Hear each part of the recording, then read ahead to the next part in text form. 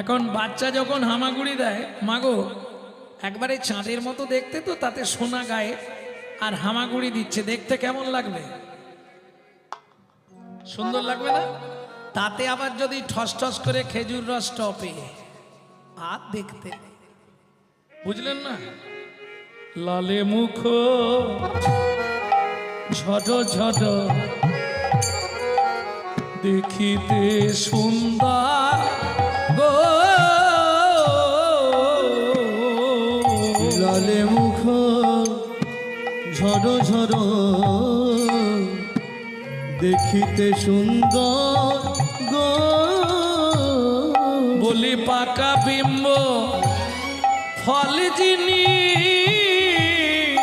সুড়ঙ্গ অধর অধরে গো, পাকা বিম্ব ফল যিনি সুরঙ্গ অধর অধর গো, বলি মধু ঝরিছে গো, গো মধু ঝরিছে গো, শ্বেত কমল হতে মধু ঝরিছে গো, শ্বেত কমল হতে মধু ঝরিছে গো, শ্বেত পদ্ম, কমল মানে পদ্ম, শ্বেত পদ্ম থেকে যেন মধু ঝরছে, কি সুন্দর দেখতে লাগছে গো।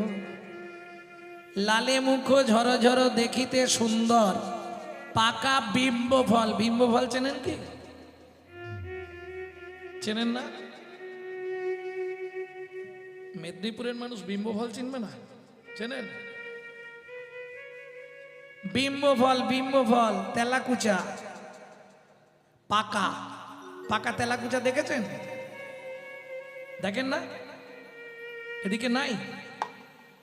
পেকে গেলে কেমন? একবারে টিয়া পাখির ঠোঁট। মহাপ্রভুর ঠোঁটটা ওই রকম ছিল।